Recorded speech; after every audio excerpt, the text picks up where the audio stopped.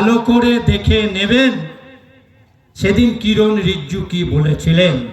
কিরণ রিজ্জু যখন এই কথা বলছেন তখন আমি একটু ভাবার চেষ্টা করছিলাম, ইতিহাস ঘাঁটার চেষ্টা করছিলাম।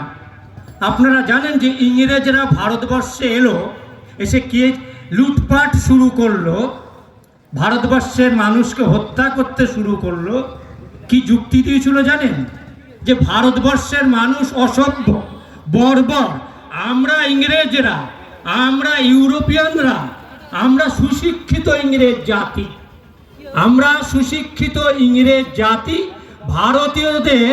ভারতীয়দের সুশিক্ষিত করার জন্য আমরা ভারত দেশটাকে দখল করেছি। যুক্তিটা মিলছে কি? দেখুন, ইংরেজরা বলেছিল ভারতীয়রা অসভ্য, অশিক্ষিত, তাদের শিক্ষিত করতে চাইছি। আর ঠিক কিরণ রিজিজু বিজেপির নেতা, তিনি বলছেন মুসলমানরা অশিক্ষিত, মুসলমান অসভ্য, তাদের আমরা সুশিক্ষিত করতে চাইছি। কে বলছেন? কোন পার্টি বলছেন? ভারতবর্ষের ইতিহাসে এই প্রথম একটা দিল্লির সরকার, যে সরকারে একজনও মুসলমান মন্ত্রী নেই। এই প্রথম ভারতবর্ষের ইতিহাসে 1947 সালের স্বাধীনতার পরে এই প্রথম একটি মন্ত্রিসভা এবং সংসদ, যে শাসক দলে একজনও মুসলমান এমপি নেই। তারা বলছেন আমাদের মুসলমানদের দরদে আমাদের বুক ফেটে যাচ্ছে। আমি বলি, যখন আকলাককে পিটিয়ে মারা হয়েছিল, যখন এই কমাস আগে এই জেলার ছেলে সাবির মল্লিক, আমাদের অনেকেই গিয়েছিল, সাবির মল্লিকের বাড়িতে গিয়েছিল হরিয়ানাতে কাজ করতে গিয়েছিল। তা সেখানে বিজেপি লোকেরা গরুর মাংস আছে, এই অপরাধে, ব্যাস এইটুকুই প্রচার যথেষ্ট। একজনকে খুন করে দেওয়ার পক্ষে এটাই যথেষ্ট, তাকে পিটিয়ে মেরে দেওয়া হলো। আমাদের বন্দি মুক্তি কমিটির সদস্য এবং নেতা আমাদের হুসেন গিয়েছিল সাবিরের বাড়িতে। মালদায়, রাজস্থানে কাজ করতে গিয়েছিল, মালদায় মতি আলী, আমরা তার বাড়িতে গিয়েছিলাম, তাকেও পিটিয়ে হত্যা করা হয়েছে। এহানো মুসলমান দরদি পার্টি বিজেপি বলছে মুসলমানরা খুব খারাপ অবস্থায় আছে, তাই তাদের ভালো করতে চাইছি। আমরা বলি, তোমার ভিক্ষে চাই না, কুকুরটা সামলাও। ভিক্ষা চাই না, কুকুরটা সামলাও। আইনের ধারা উপধারা এখানে আইনজীবীরা আছে, বলবেন। একটা প্রথম কথাই বলি, ভারতবর্ষে, আমাদের দেশে আপনারা যারা, এবং আমি যে সম্প্রদায় মানুষ, আমরা ধর্মাচরণ করি, ধর্মীয় অনুষ্ঠান করি। কেউ মসজিদে নামাজ পড়েন, ঈদগাহতে নামাজ পড়েন, আমাদের মাদ্রাসা তৈরি করেন। এটা কোনো প্রধানমন্ত্রী কারুর দয়াতে নয়। আসলে ভারতবর্ষের সংবিধান, মিলিয়ে নেবেন বাড়িতে গিয়ে, যাদের এখানে অনেকেই লেখাপড়া জানেন, ভারতবর্ষের সংবিধানে দেখবেন মৌলিক অধিকার বলে 12 নম্বর অনুচ্ছেদ থেকে, তাই তো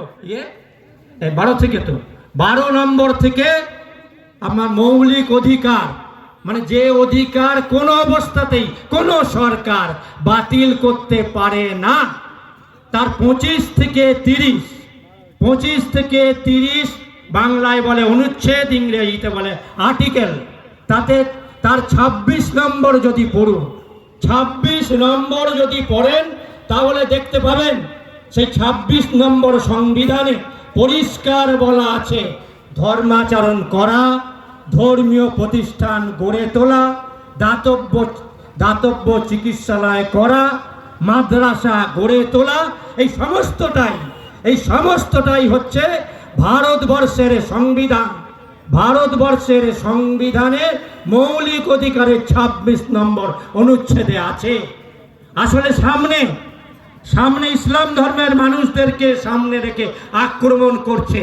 ওদের আক্রমণের লক্ষ্য হচ্ছে ওদের আক্রমণের লক্ষ্য হচ্ছে ভারতবর্ষের সংবিধান। ওরা এই সংবিধান, যে সংবিধানটা দলিত আন্দোলনের নেতা বাবা সাহেব ভীমরাও আম্বেদকর নেতৃত্বে যে সংবিধান তৈরি হয়েছে, যেহেতু বাবা সাহেব আম্বেদকর তিনি দলিত পরিবারে জন্মেছিলেন, সেই কারণে তার তৈরি সংবিধান, তার নেতৃত্বে তৈরি সংবিধান, ফলে একজন দলিতের হাতে তৈরি, দলিতের পৌরোহিত্যে, দলিতের সভাপতিত্বে তৈরি সংবিধান, সে সংবিধান ওরা কোনোদিন মানেনি। ফলে সংবিধানকে ওরা বাতিল করে দিতে চাইছে। তাই সামনে সামনে মুসলমানদেরকে আক্রমণ করছে, এবং এই মুসলমানদের আক্রমণ করার অন্যতম কারণ কারা বলছেন মুসলমানদের দেশপ্রেম নিয়ে প্রশ্ন তুলছেন, উনি কারা মুসলমানদের দেশপ্রেম নিয়ে কথা বলছেন? আপনারা শুনলে চমকে যাবেন যে দিল্লির ইন্ডিয়া গেটে যে 90,000-এরও বেশি যে শহীদের নাম আছে, শহীদের তালিকা আছে, সেই শহীদের তালিকায় বাইনোকুলার দিয়ে খুঁজল আজকের যে দল বিজেপি, এই বিজেপির আগে যে পার্টি ছিল তার নাম ছিল জনসংঘ কিংবা হিন্দু মহাসভা। 1925 সালে তৈরি RSS রাষ্ট্রীয় স্বয়ংসেবক সংঘের একজন নেতার নাম ওই দিল্লির ইন্ডিয়া গেটে একজনের নেতার নাম আপনি খুঁজে পাবেন না। উল্টে কি করেছে আপনারা জানেন? যে বাংলা আজকে গুরুত্বপূর্ণ জায়গায় দাঁড়িয়ে আছে। 1757 সালের সিরাজদৌল্লাকে ষড়যন্ত্র করে পরাজিত করার মধ্যে দিয়ে ভারতবর্ষকে ইংরেজরা দখল করা শুরু করে। এবং অ্যান্ড্রু টুস্কের বই যারা পড়াশোনা জানেন দেখে নেবেন, যে ইংরেজরা বলছিল, ইংরেজ শাসকরা বলছিল আমরা ভারতবর্ষকে সুশিক্ষিত করতে এসেছি। সেই সময় 1757-58 সালে মুর্শিদাবাদের সম্পদ লিখছেন অ্যান্ড্রু টুস্কে তার বইতে, যে সেই সময় লন্ডনের চেয়ে 20 গুণ বেশি সমৃদ্ধ ছিল মুর্শিদাবাদ। ভারতবর্ষে দীর্ঘকাল যে সুলতানি শাসন, মোগল শাসন ছিল, মোগল শাসন সম্পর্কে এত কুৎসিত কথাবার্তা বলা হয়, ইতিহাসকে বিকৃত করা হয়। মিলিয়ে নেবেন, নানা বইতে দেখা গেছে। আজকে সারা পৃথিবীতে যা জিডিপি হয়, ওই সময় অষ্টাদশ শতাব্দীতে সারা পৃথিবীর জিডিপির 25% ভারতবর্ষের কন্ট্রিবিউশন ছিল। এই ভারতবর্ষের সম্রাট শাসনে, মোগল শাসনে, সুলতানদের শাসনে ভারতবর্ষের সারা পৃথিবীতে যদি 100 টাকা আয় হয়, ভারতবর্ষ প্রায় 25 টাকা আয় ছিল। এহানো ভারতবর্ষের যারা রাজা, সম্রাট, সুলতান, তাদের শাসনকে কলঙ্কিত করার জন্য নানা মিথ্যা অপবাদ একের পর এক দিচ্ছে। আপনারা শুনলেন চমকে যাবেন। সম্প্রতি যেভাবে ঔরঙ্গজেব নিয়ে বলছেন, মনে হচ্ছে ঔরঙ্গজেব যেন। আপনাদের সামনে উপস্থিত হয়েছেন ফুরপুরা শরীফের পীরজাদা জনাব সৈয়দ হজরত নাজিমুদ্দিন হোসেন সিদ্দিকী সাহেব, তিনি উপস্থিত আছেন। তারাকে ব্যাস পড়িয়ে দিচ্ছেন আমাদেরই ছাত্র ভাই মোহাম্মদ সামিম। আমাদের মধ্যে উপস্থিত আছেন আলিয়া বিশ্ববিদ্যালয়ের ছাত্র মাননীয় সুমন মোল্লা, আরও বিভিন্ন জন সঙ্গে সাথীরা আছেন। একের পর এক দিলাম। এখন আবার আপনাদের সামনে ফিরে যাচ্ছে ছোটনদা বলবেন। আমি অনুরোধ রাখবো, যারা সামনে বেশি রাস্তা জাম হয়ে যাচ্ছে, এপারে চট আছে, বিছিয়ে বসতে পারেন। বাম দিকে অনেকগুলো জায়গা আছে, চট আছে 4খানা, বিছিয়ে বসতে পারেন। একটু সবাই মিলে সাহায্য করুন। এর পরপর আরো অনেক বক্তারা আসছেন, সবাই বলবেন। মোগল সম্রাট ঔরঙ্গজেব আমার অত্যন্ত প্রিয় সম্রাট।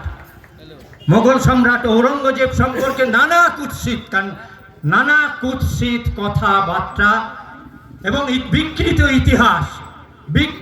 ইতিহাস আমাদেরকে শোনানো হচ্ছে।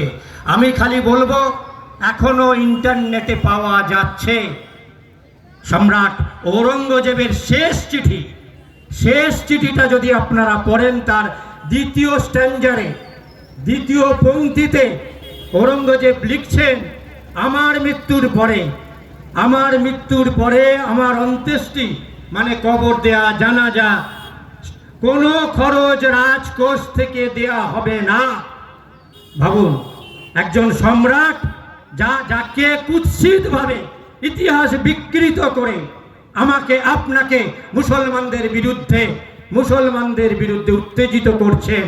আমি তার ঔরঙ্গজেবের শেষ চিঠিটা আপনাদের সকলকে পড়ে নিতে বলবো।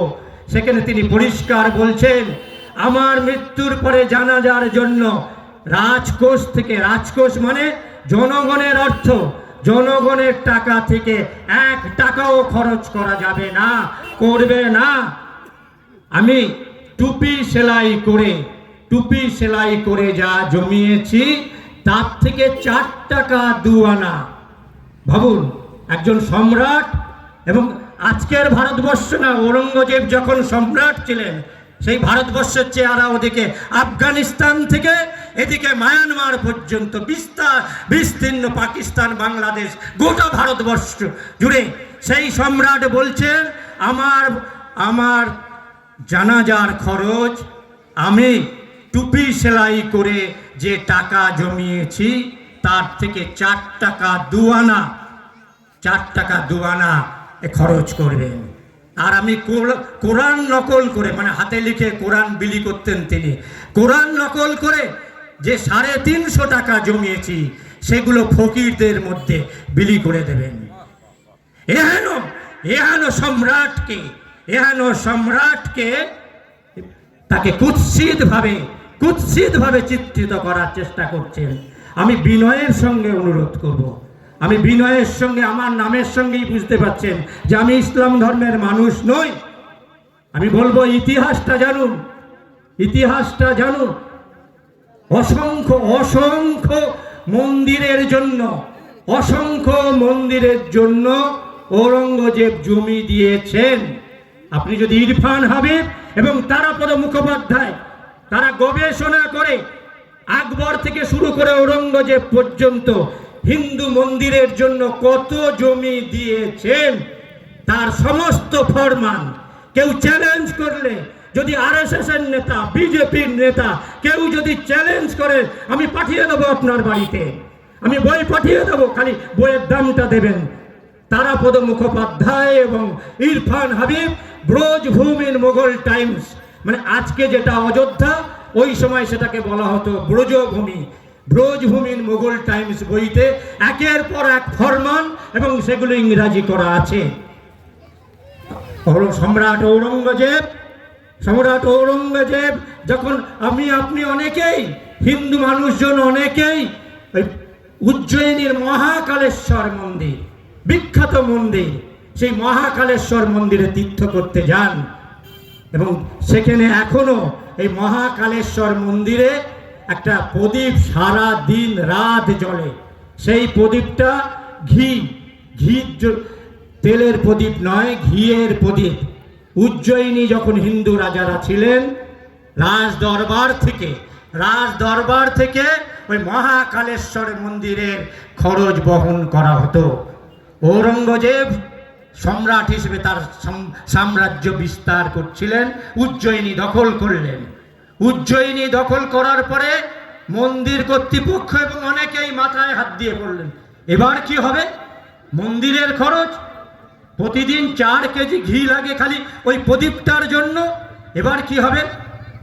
3 দিন বাদে দিল্লি থেকে সম্রাট ঔরঙ্গজেবের ফরমান এসে হাজির হলো যে এই মন্দিরের সমস্ত খরচ মোগল দরবার থেকে দেয়া হবে। মোগল দরবার থেকে এই মন্দিরের সমস্ত খরচ দেয়া হবে। এহেন সম্রাটকে আপনারা ভাবেন সবাই বোধহয় গোমাতার সন্তান, বিজেপি ভাবে, আরএসএস ভাবে সবাই বোধহয় গোমাতার সন্তান, কেউ খবর রাখে না, কেউ পড়ে না। আজকে আদিত্যনাথ যে নাথ যে ধর্মগোষ্ঠী, সেই নাথ ধর্মগোষ্ঠীর যে ধর্মস্থান, একজন মানুষ সত্য কথাটা তো বলবেন, সেই নাথের ধর্মস্থানের জন্য জমি কে দিয়েছিলেন ঔরঙ্গজেব জমি দিয়েছিলেন। অসমের উমানন্দ মন্দিরের জন্য জমি দিয়েছিলেন। ফলে এহেন ইতিহাস ভারতবর্ষ, এই ভারতবর্ষ এই যে ইসলামের উপর আক্রমণ, শুধু মুসলমানদের উপর আক্রমণ নয়, ভারতবর্ষে হাজার হাজার শত শত বছর ধরে আমরা সবাই মিলেমিশে আছি। ভারতবর্ষে প্রথম মসজিদ কি কোনো ইসলাম ধর্মের মানুষ করেছিলেন নাকি? কোনো সুলতান বানিয়ে দিয়েছিলেন নাকি? ভারতবর্ষের প্রথম মসজিদ দক্ষিণ ভারতে চেরামনচুমা, সম্ভবত 1617 খ্রিস্টাব্দে চেরামনচুমা কে বানিয়ে দিয়েছিলেন সেখানকার হিন্দু রাজা। এটাই ভারতবর্ষ। সেখানকার হিন্দু রাজা ওই আরব থেকে যারা ব্যবসা করতে আসছেন মুসলিম বণিকরা, তাদের উপাসনা করার জন্য সেই মসজিদ বানিয়ে দিয়েছিলেন। এই যে অমর্ত্য সেনকে ওরা এত গালাগালি দেয় কেন? অমর্ত্য সেনকে জমিচোর পর্যন্ত বলছেন কেন? কারণ জানেন, অমর্ত্য সেনের দাদু তিনি হচ্ছেন ক্ষিতিমোহন সেন, বিখ্যাত হিন্দু বিশেষজ্ঞ, বিশ্বভারতী বিশ্ববিদ্যালয়ের আচার্য ছিলেন। তার একটা বই আছে, হিন্দু মুসলমানের যুক্ত সাধনা, এখনো বিশ্বভারতী স্টলে পাওয়া যায়। ওরা বন্ধ করে দিচ্ছে এইসব ছাপা, কিন্তু আমাদের মতো কিছু আপদ এখনো বেঁচে আছে, যারা পয়সা খরচ করে সেই সব বই জোগাড় করে এই আপনাদের কাছে হাজির করার জন্য। সেই হিন্দু মুসলমানের যুক্ত সাধনাতে লিখছেন অনুপমা দেবী বলে একজন জৈন সন্ন্যাসিনী, তিনি ভারতবর্ষের 81টা মসজিদ তৈরি করে দিয়েছিলেন। আসলে ইসলামের উপর আক্রমণ মানে আসলে ভারতবর্ষে বন্ধ করে না।